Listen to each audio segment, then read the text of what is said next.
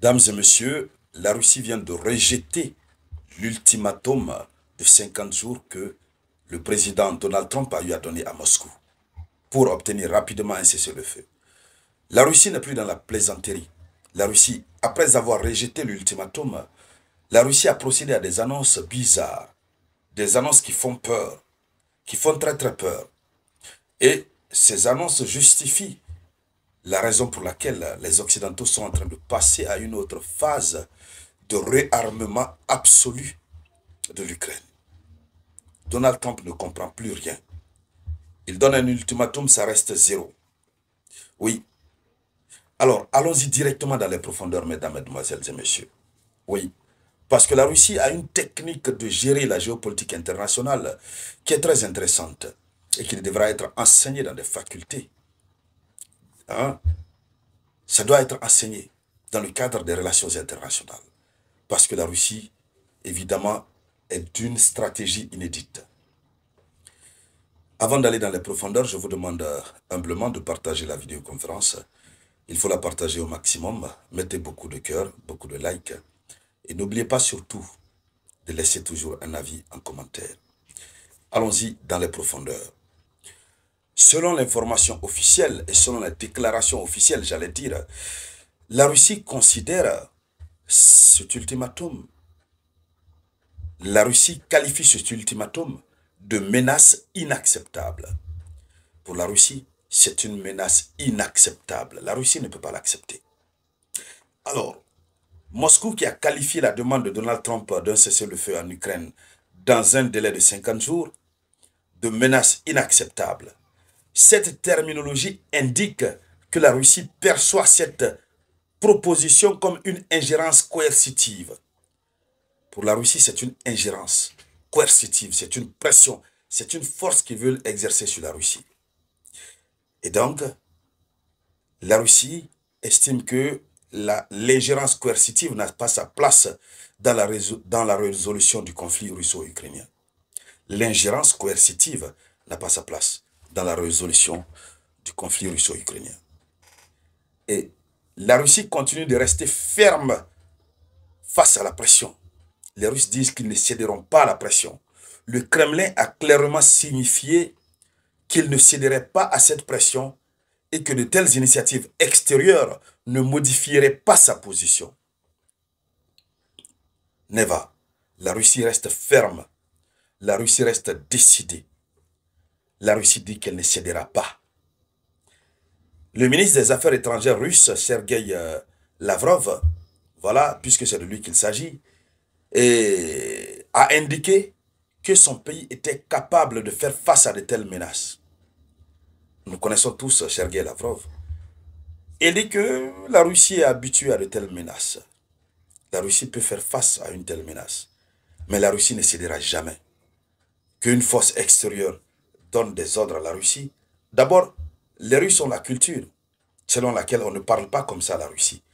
On ne s'adresse pas comme ça à la Russie. Si vous voulez vous adresser à la Russie, vous devez trouver la bonne manière de vous adresser à la Russie. On ne donne pas un ordre, notamment un ultimatum à la Russie. Mais le pire, c'est quoi? C'est que la Russie donne une réponse forte, après la Russie vient caresser, et puis la Russie frappe encore. À travers les mots, bien sûr, hein. Je ne parle pas des frappes de missiles, même si ça aussi, ça fait partie de la stratégie russe. Allons-y dans les profondeurs. La position de la Russie sur les négociations. Alors, la Russie, après avoir rejeté l'ultimatum et montré qu'on ne s'adresse pas comme ça à la Russie, et qu'est-ce qui se passe? La Russie dit qu'elle est prête à négocier, mais il y a un mais qui sort toujours. Hier, je lisais une publication d'un de nos étudiants de la faculté des sciences juridiques et politiques de l'université de Sonfonia, de l'université de Guinée, qui disait que il faut se méfier des juristes. Ils peuvent commencer par vous apprécier. Vous avez fait un bon travail, vous avez fait tel. Dès qu'ils ajoutent le mot mais, il faut commencer à pleurer. Parce que c'est autre chose. C'est similaire à ce que la Russie a l'habitude de faire. Et c'est ce que la Russie fait. La Russie dit qu'elle est prête à négocier. Oui. Donc la Russie maintient qu'elle est prête à des pourparlers avec l'Ukraine. Mais elle insiste sur le fait que ces négociations doivent prendre en compte la situation sur le terrain. Les négociations doivent prendre en compte la situation sur le terrain. Ce qui nous renvoie à quoi? L'Allemagne, le Royaume-Uni avaient donc raison. Il faut tenir compte de la situation du terrain. Que l'Ukraine soit en position de force avant d'aller aux négociations. Parce que quand la Russie dit ça, la Russie sait qu'elle est en position de force. Donc, il faut à tout seigneur, tout honneur. Au lieu que ce soit à la Russie d'aller plaider, c'est à l'Ukraine et à ses alliés de venir plaider la Russie. C'est clair. Et s'ils se mettent dans une logique de plaider la Russie, ils devront faire quoi? Ils devront, en tout état de cause, accepter les conditions de Moscou. Toute chose qui est jugée inacceptable par l'Ukraine. C'est le point de blocus, vous le savez déjà. Donc, la Russie dit qu'il faut tenir compte de la situation sur le terrain, mais surtout les nouvelles réalités territoriales. C'est la partie bizarre. Les nouvelles réalités territoriales en référence aux territoires annexés par la Russie. Donc, les territoires annexés en 2014, le territoire annexé en 2014, le territoire de la Crimée, ainsi que ceux qui ont été récemment annexés. Parce que ces derniers jours, d'ailleurs, la Russie a récupéré beaucoup de territoires. Et ce qui fait très mal, c'est que quand la Russie récupère, la Russie se permet de dire on a libéré tel territoire. C'est le mot libérer, moi, qui me fait rire. Allons-y. Comme si tout cela ne suffisait pas, la Russie a dit, en plus de tout ça, elle a besoin du temps pour analyser en profondeur les déclarations de Donald Trump. La Russie, c'est la sagesse. Ils ne peuvent pas bondir sur les choses comme ça. Ils disent, attention, Donald Trump a fait beaucoup de déclarations ces derniers temps. Il nous faut du temps pour mieux analyser. Et pendant ce temps, il est en train de gagner beaucoup de territoires sur le terrain. Voici la stratégie très forte de la Russie. Alors, le Kremlin a déclaré qu'il prendrait le temps d'analyser en profondeur les déclarations de Donald Trump, ce qui pourrait indiquer une volonté de comprendre les intentions sous-jacentes sans pour autant accepter le format de l'ultimatum. Donc, il y a une inquiétude face au réarmement. Moscou est inquiet par rapport au réarmement. Il n'est même pas d'accord avec le réarmement de l'Ukraine.